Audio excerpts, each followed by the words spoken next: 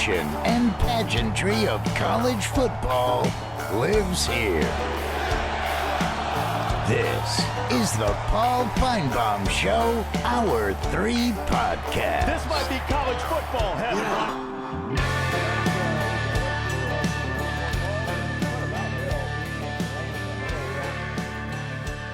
Paul, do your callers actually watch football like the nation, or do they just get the Raycom SEC game of the week? I mean, y'all are saying the Little 10. You realize they won back-to-back national championships, and Ohio State just made Tennessee and Texas look silly. I think you guys would like all 12 teams in the playoffs to be from the SEC. The JP game with Tim Brando and Bob Kessler. Yeah, I think that is what they're watching, but that's the only game they watch that week. Well, they also we just need to understand that watch this show. So you just got to understand, with the transfer portal, NIL, the world has changed. The SEC is not going to be the dominant. I'm not saying they're not going to be great, but they're not going to dominate like they used to. The Big Ten, especially adding Oregon and a couple others, and obviously Ohio State and Michigan, are going to be right there with whoever the SEC wants to thrust into that conversation. That's just the world that we live in now. And the sooner that some of these people who are watching, again, the game of the week from an antenna understand that, the better their life will be, because they'll be less stressed out and stop losing their minds. Many thanks for the call and the opinion. Gene is up next in Oregon. Hello, Gene. Yes. I don't understand Oregon winning, having one loss, and the other two teams have got two losses, and them being number 3 and the other team be 1 and 2. I don't understand it. I appreciate your call, and just like if you could help me understand how they did that. How Oregon ended up doing what? Number 3. Yes. How you doing? Oh, in the final poll, Gene, it's a really good question. I think the final poll is fairly irrelevant. I'm not sure exactly what goes into that, but I understand your frustration. Thank you very much for the call. Let's check out Lawrence in Virginia. Hello, Lawrence. Go right ahead. Hello, Paul. I've been listening to you since Birmingham days. Well, thank you. Thank you very much. Yeah, I was raised in Birmingham, went to Auburn, then went 3 decades in the Marine Corps. But Anyway, I got my own feelings about the college football playoff. I think it should be a 16-team playoff with the 4 conference championship games being in that 16.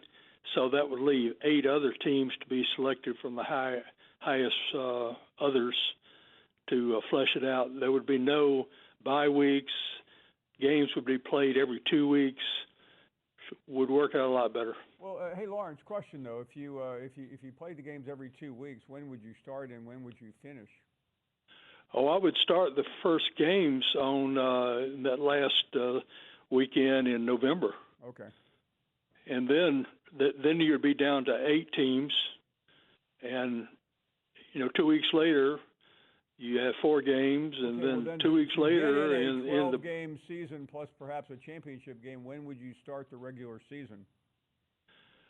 Oh, the week 0, yeah. Okay. I think I agree with the week 0. I think college football needs to start earlier to get away from the NCAA and to get some momentum. Oh, absolutely, yeah. I think that's going to become commonplace. Why not? Yeah, no. What's to prevent it? We agree. I agree on most of it. I think it's maybe unrealistic to end the season that early, but and have 2 weeks. But I definitely want to see a week 0 beginning. Thank you for the call, Tommy. Can you hear me from South Carolina? Hello, Tommy. Hey, Paul. How are you? We are doing well. Thank you. That's probably the most asked question you get. Yeah, but it changes, so it's always good to ask. All right. A couple of things. I'm going to play a devil's advocate here. Okay. And we're talking about eliminate these bad games. But if you think about it, Your Western Carolinas, your East Tennessee States, your Sanfords, all those schools, Woffords, they depend on that one or two games that they can get to support their program. So they just, and I understand they follow the money trail, and it's not 1960 or 70 anymore, so things change.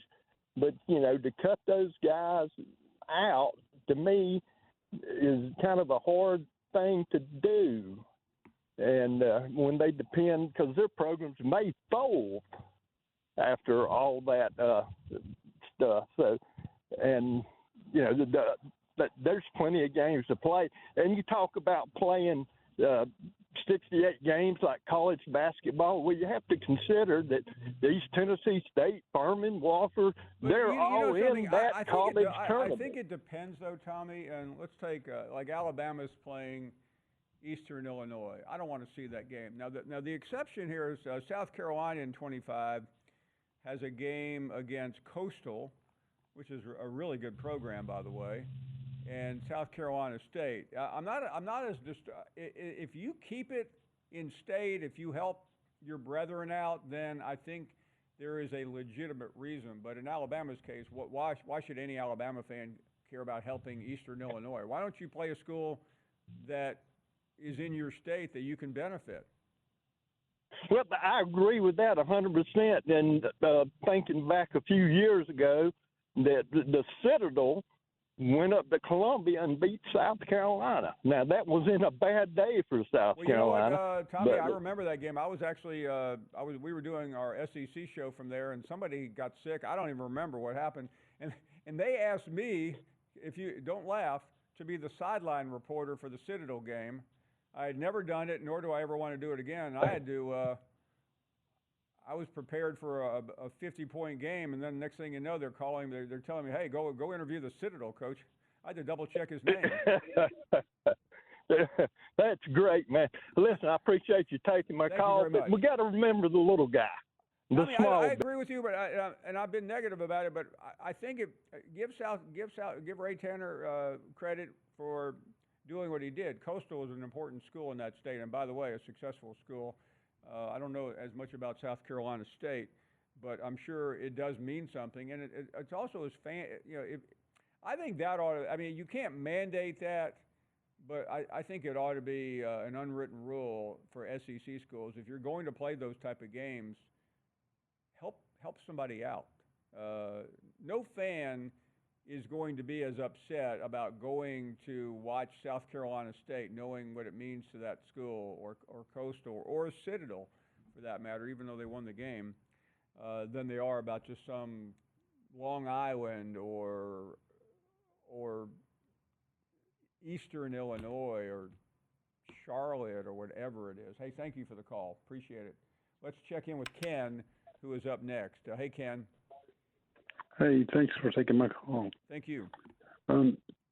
Just like I make a request, I'd like for you, if you could, interview Walter Lewis. I think it'd be an appropriate time to do it. He's a great family man. I think he'd be an inspiration to a lot of people out there. And I think, in addition to that, he's been a great father. He's homeschooled his children. He's got a story to tell that no one else has. By the way, I know Walter, and I saw him not that long ago, and we communicate occasionally. And he's from Bruton, Alabama, and he is a great story. And I will make sure we do that someday soon. But thank you very much. Appreciate taking my call. Thank you. Yeah, I agree. I mean, sometimes there are hidden jewels of stories that. We think about a lot of things here that are current, but sometimes and you're always welcome to communicate with us off air, on air, to give us suggestions like that. Why don't we take a short break? More of your phone calls right after this. You're listening to the Paul Finebaum Show podcast. We are back, and we continue. A lot of things are happening. Let's check. Talk to Jim next in California. Hey, Jim. Hey, Paul. Long-time SEC fan and LSU grad, LSU fan, obviously. Wonderful. I wanted to talk to you about the playoffs.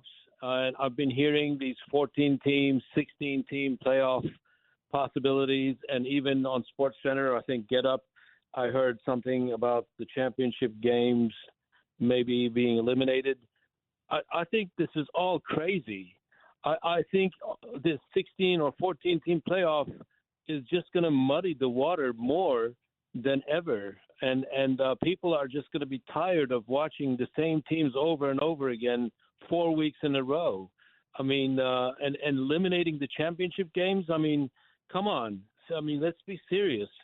I would much rather watch an SEC championship game, LSU against Georgia or Tennessee against Alabama, than a first-round playoff game of Alabama versus, I don't know, Kansas State. I mean, the championship games have value. They can never be eliminated. And I'm going to tell you something. I'm going to suggest three things. I'm going to suggest, first of all, obviously not to eliminate the championship games. And then second, instead of these 16, whatever, 32, 14-game playoffs, bring it down to 7 teams. Have the number one team have a bye. The 6 teams play each other, and it drops down to 4, and then 2, and let's have a real college playoff instead of all these teams with the championship game loser should also go in, and this team should go in, and of course Notre Dame should come in to the playoffs because, and I don't even know why, because. And the third thing I think that would be great is these rankings coming out every week, the last 5 weeks or 6 weeks or whatever. Have them do those meetings, rank them, but don't declare them. Keep it.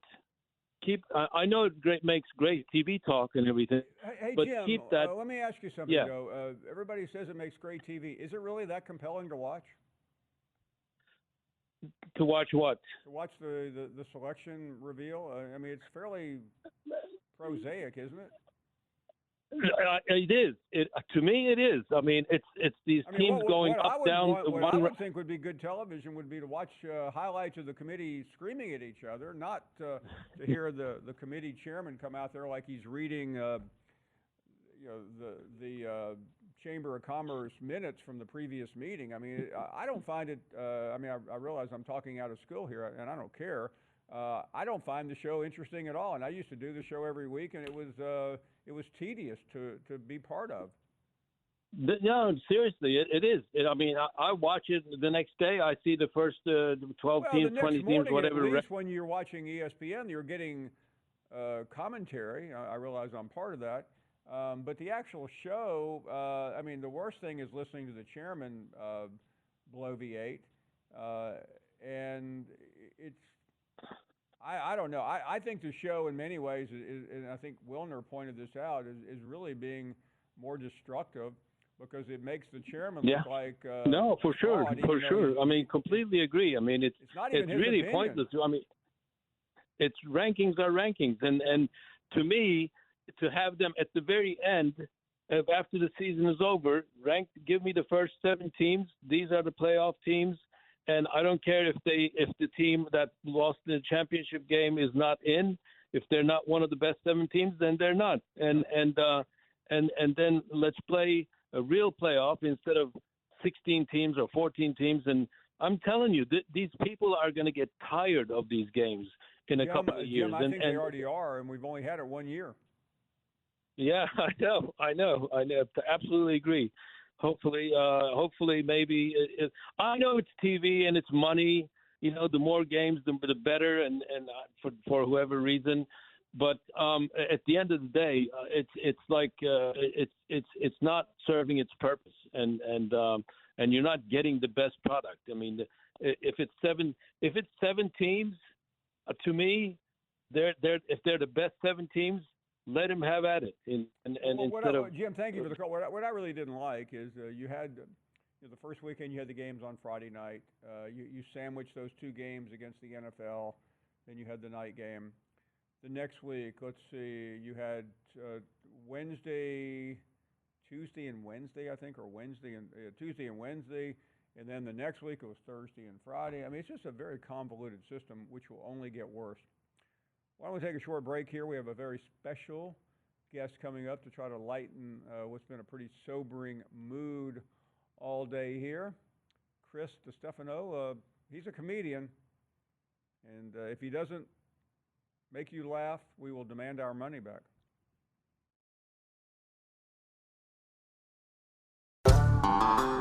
You're listening to the Paul Finebaum Show podcast.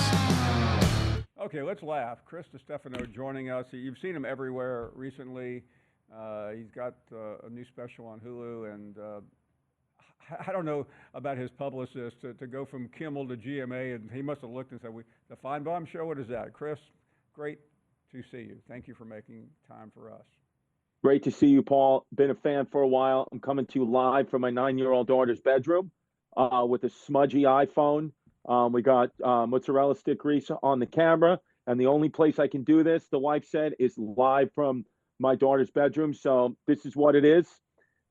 This is where we do the bedtime stories. This is where, I have to spend a lot of money on stuff from Claire's and other cheap plastics. And it's good. It's good to see you, F-Bomb. Well, thank you.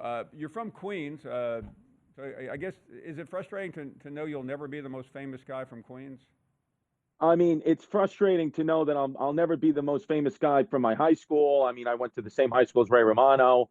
I'll never be, most famous guy on my block. The block that I live on. Kevin James' family lived up this block. John Favreau's from around here. So it's like, it's just, I'm Chrissy almost. I've almost had it in every way, shape, or form, and it's just right there. I'm so close. Chris, this is a sports show, and I understand you were a pretty good athlete. You played basketball in high school and college. What happened? I mean, I didn't see you in the NBA All-Star game the other night. Paul, let's be honest. I played Division III basketball, and I sat on the bench at Archbishop Malloy High School. So pretty good, fine, but not even NBA celebrity all-star game worthy. If I would have played in it though, I would have been good for about 5 points, 3 rebounds, 3 assists. I do have a bit of a bum Achilles and seasonal affective depression, but I think I would have fought through it all and at least got 5 points on the board for you. Well, let's talk about your move. I mean, you've got a doctorate in physical education, by the way, whatever that means. And you end up being a comedian. So take us through the matriculation. I mean, you actually studied, you did good work, and then you decided, I need to do something else. Well, I mean, the matriculation of that all, great word, by the way, is just a lot of disappointment in my mother's eyes. Just watching my poor mother, tell people that her son has a doctorate degree and my son's a doctor and now he's doing comedy and he's a clown, and she'd be embarrassed. She would all have her friends come over and be like, my son's a doctor. He's a real doctor. I'm like, I'm a physical therapist, Mom. I don't know what to do. And she's like, come on, look, my friend Barbara over here. She's got a fever, Chris. What are you going to do? And I'd be like, massage your elbow. I don't know. I'm not a real doctor, Mom. And now, I do comedy, and now things have been better. We got this Hulu special. I'm doing Madison Square Garden, September 11th of this year. So now Mom wants to come to the shows, but she still has made a deal with me that while I'm pursuing this career of stand-up comedy, which I've been doing for 15 years, I have to keep my doctorate degree and my physical therapy license active. So I am technically right now at the moment a licensed physical therapist, and I can tell, Paul, you have some neck pain. Number 7, herniated disc. Knew it. Chris, I know you're going on tour. You've got this special. I am fascinated because I've gotten to know a lot of comedians, and putting the act together. Take us through how you do it, because it getting out there has to be a scary feeling. But if you have good material, at least it won't be a total disaster. How does it work? Well, here's the thing, is it works by a lot of failure. I mean, you show me a successful comedian and I will show you that they have failed probably 20 times more than they've succeeded. That's just the name of the game. People get so scared of bombing. That's what you hear a lot. Oh my God, I can never do comedy because what if I bombed? What if people weren't laughing? And to be honest with you, it gets to a point in your career where that's the only time you ever have any real fun. And that's the time when you start learning about what works and what doesn't work. I always tell like people that, when I did the David Letterman show all these years ago, 2013, 2014, they were watching me perform and they weren't booking me. The bookers were there at the comedy clubs and I wouldn't get the set. The set was going very well. And then one night they come to watch me and I absolutely bombed with this 5-minute set. I mean, 0 laughs, right? And so I called my agent after that and I said, I'm never going to get the show now. I mean, I just bombed. They saw it work so many times and now I just bombed with it and we're finished. And he was like, well, that's interesting because they just called me and told me you're on tomorrow night. They booked you on the show with David Letterman tomorrow night. So I did the show, did the Letterman show. And then after I asked the bookers, I said, why did you book me like after that horrible performance? And they said, because we just needed to know that you could comfortably fail. We needed to see that you would professionally fail because if you went crazy out there and you weren't getting laughs, we wanted to know that you wouldn't just self-implode on national television. So I thought that was a good lesson is I know how to fail very comfortably. So I don't know if that's a good thing or a bad thing, but I'm gonna say it's a good thing. No, I think Chris, it's one thing to fail during a set, but when you go on a live show, which you do all the time, or Letterman or Kimmel, you have a finite period of time. Take us through that because that sounds terrifying to me. Well, Paul, first of all, I also the Paul Finebaum show. Okay, I mean, let's not sell this short here. We got Kimmel, we got Good Morning America, we got Paulie F. Bombs, and I'm happy to be here. But if you do bomb, first of all, good things can come from a bomb too. I have within the comedy circle, a notorious bombing story where I bombed for owner of the New York Mets, Steve Cohen, at his 60th birthday party. I bombed for his, I'm talking about a full zero. Okay. I mean, bad. Yep. Steve Cohen bombed hard where it got so bad where Steve Cohen said, listen, I'll pay you to stop. Whatever the contract said, I'll pay you right now to do less time. Just get out of here. And it went so bad that it actually looped around and turned out to be good because he remembered me as the guy that bombed his birthday so bad that he had me start coming out to Mets games and then gave me a couple other chances and I did well. And now I'm just, friends with the Cohen family. So you can turn negatives into positives. Yeah, I mean, Steve Cohen's only one of the wealthiest men in America. So at a birthday party, I've read Elton John plays events like this, Billy Joel. I mean, you can, I don't think Taylor Swift's ever done a birthday party. But the point being, how do you entertain at a billionaire hedge fund manager's owner's birthday party? I mean, honestly have no idea because I agree with you. I was like, these guys probably want Jerry Seinfeld or like a big time comedian, but it's like, you want me? Like, I thought they were going to sacrifice me. I heard you talking about this once. You've got a bunch of kids, or I don't know how many, a couple. You're in the bedroom now, but do I understand correctly? With a couple of kids, you just got married. How does that work? Buddy, some people get married and have kids. I had kids and got married. I'm Chrissy backwards. Sometimes I'm unpredictable. I said, you know what? We have 3 kids. It's getting serious. We've been together for 10 years.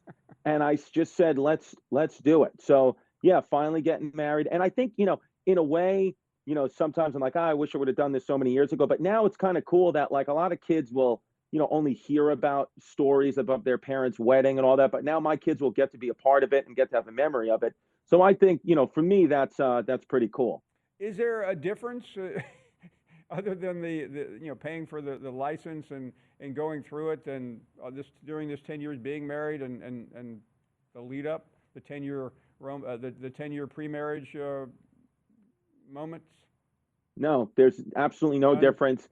No, zero. And it's just that now the state of New York owns my relationship. And if anything goes wrong, I'm going to have to start interning for the Paul Finebaum show. We're not hiring. The point being, do you get is it too late for a prenup now that you're famous and making a lot of money? 100% too late. 100% too late. And it's also just that. And by the way, I mean, a ton of money. I mean, I'm sitting in my daughter's bedroom. So, to do the show with you. So let's not get crazy. But I would say that it is too late. And it's also at this point, we got 3 kids. I mean, what am I going to do? Not give you 80% of my stuff? It's like if anything went wrong, you're just going to You're just going to have it all anyway. I mean, you got my kids. So, like, what's the difference? Might as well just go for it, baby. Let's go for it all. Let's go for the win. Let's go for the 2 points to win this game. So we showed the Garden. You've got this tour coming up. You got the special. The Garden, though, I mean, I've seen big people there. Everybody who's ever mattered has played Madison Square Garden. Would that be any different than Tampa or Albany or Albuquerque or wherever else you're going? Listen, I'll have the same crippling anxiety walking onto stage at the Tampa Theater, as I will at the Charleston Music Hall, as I will at Madison Square Garden. I'll be the entire day nervous, chewing my fingernails, chewing my toenails. The difference is Madison Square Garden has been I've only ever had 2 goals in this. When I started out and left physical therapy to do this, it was to headline Madison Square Garden, which that shows September 11th, and then to get a sitcom on the air about my father. And so that will be the next goal. So if I could bang out those 2 goals, I honestly, Paulie, I might go back to physical therapy, because I'd be like, I don't know what else I'm supposed to do in this business. I mean, those are the only goals I've had. I don't care about anything else. It's just those things. So I might go right back to physical therapist, and you might see the application on ZipRecruiter to come down and work for your show. I understand the sitcom thing. I'll tell you that some other time. But I don't know if there's anything more difficult than making a sitcom fly, because there was one on this show that ABC actually bought a couple of years ago, and then COVID happened. Have you ever heard that story before? Oh, sure. Yeah. The COVID that, you get a sitcom in development, you think it's all going to go good, and then all the network executives get fired or change, and then all of a sudden the new people don't want your show, and it's bad. I mean, Paul, I got to be honest with you. If this sitcom gets on the air, I think I want to throw people for a loop, and I want to cast you as my dad. I want to see you just play Tampa Tony, New York dirtbag coming in. That's what I think. That's what I think the show needs. My father grew up in the Bronx, and my mother's from Brooklyn. I'm a Southerner, but I do know the dialect. I think I can make it happen. I was going to say, Paul, I know you got the Southern accent, but you can never fool me. I said, my man's a Jew from New York. I grew up around all you guys, Jews, Catholics. We all grew up in New York together. I was like, I know, Paul. I've seen you down at the park. I know everyone. I know your family. I know you guys. Well, no, and I can't tell you how many times I heard my mother pray for my older sister to marry a doctor. Never happened. She married a typical business guy. And then for me to be a doctor, I disappointed her, but I married a doctor. I showed her. Smart. Was she a Jewish doctor? Got married by a rabbi. I'll tell you that story some other time too. Dude, there's like 5 stories. You're going to tell me some other time. We're doing the show. I think I'm going to go into comedy. The rabbi story will kill. I promise you. No, you're funny. I could tell you got a good sense of humor. You're a funny guy. You're a guy who'd be in the front row. You're a guy who'd be in the front row. You wouldn't laugh just to laugh. You'd really have to earn it with you, and I respect that. I like that. I'll be in the front row at the Garden in September, and I will not crack a smile the entire time. Dude, it'll be you and 15,000 other people. Same thing. Chris, thanks for coming by. I know your daughter wants her room back. Thank you, Paul. Appreciate it, guys. You bet. Chris Distefano joining us on this Friday afternoon. We'll take a short break. Your phone call is right after this. You're listening to the Paul Finebaum Show podcast. All right, I'm sitting in my car waiting to talk to you because I got to air some frustrations with you, brother.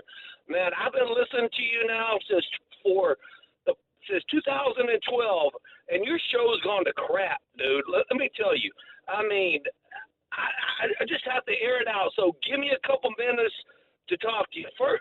First of all, this whole thing about the SEC championship game matters. It doesn't matter.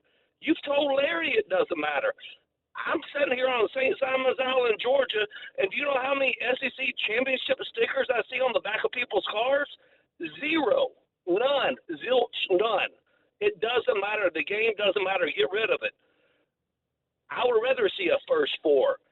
Something else, but the game doesn't matter. I was in Atlanta this past year for the SEC championship game. Half the seats were empty.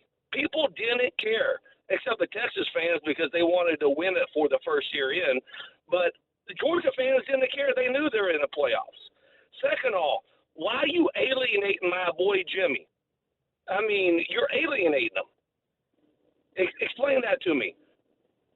You're going to have to be a little more specific, Steve. So you aren't letting them call no more because you put them down. You take these Yankee callers and you take up for the Big Ten. You don't put them in their place when they call. Oh, we want back to back.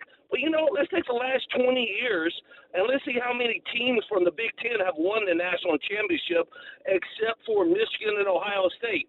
You know what? Okay, I'll give you USC back in 2005. I don't give you nothing else. They've had 3 teams. Why don't you stand up for the SEC?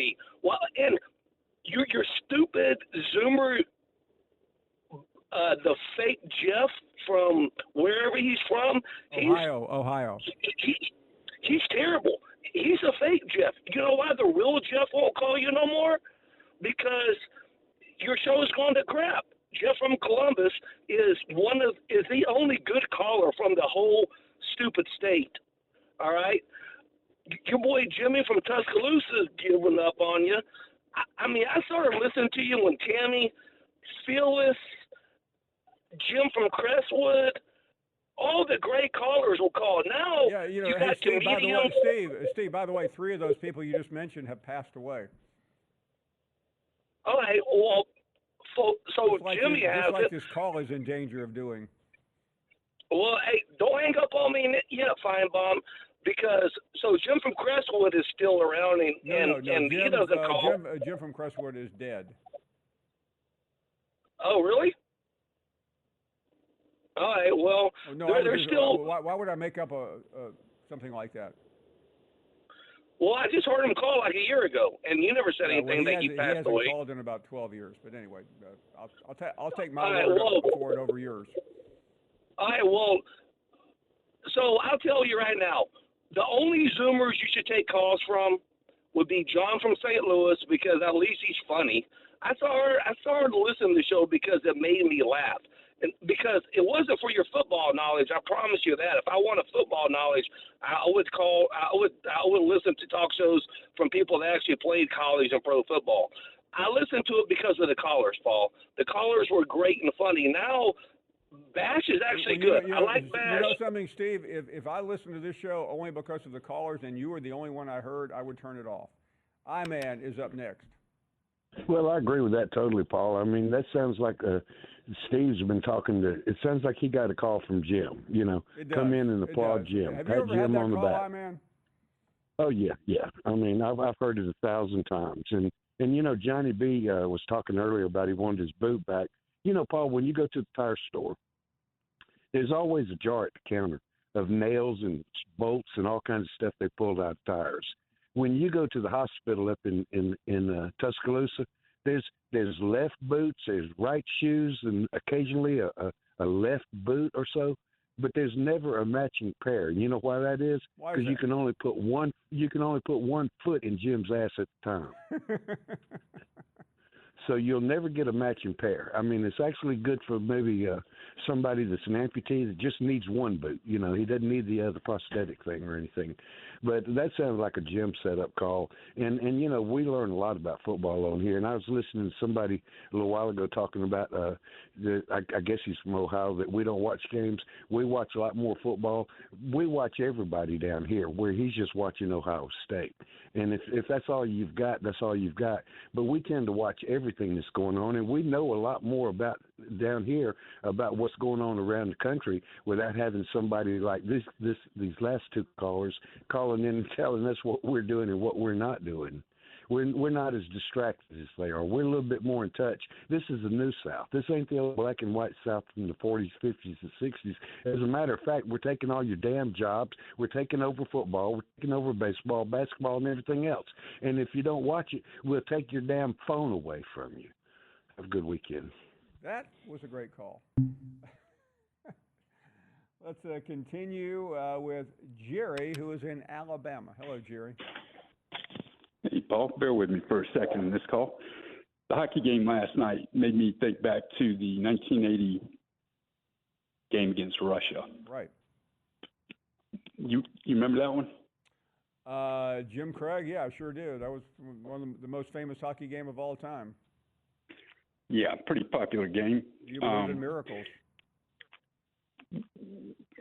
the fact that it was against the Russians, I think, played a large part in its popularity, would you say? Well, 100%. It was also at Lake Placid, which was in this country. Nobody gave the Americans any chance. But what's interesting, it was in the semifinals. It wasn't even in the gold medal game. It was on a Friday afternoon, and they replayed it that night because it wasn't on live. Correct. Ronald Reagan was elected that year, too. Well, actually, I'm trying to remember. It was February of '80, so he would have been. Yeah, he was elected in November. You're right. Right. What would you say his number one objective was in becoming president? Well, Reagan. Listen, 45 years ago. I mean, the economy was terrible. Interest rates were double in the 22% range. So I think the economy was certainly a big part of his campaign. All right. Would you say that halting Russia was another part? Well, that became his theme, yes. That became ending the Cold War was a second part of it, yes. Well, he worked even when he was an actor to oppose communism.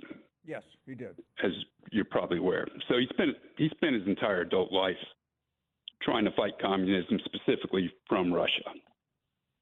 Right? We agree with you on that. Okay. Yeah. If I say something that's out of line, I want you to stop me. So, tore down the Berlin Wall, yada yada yada, and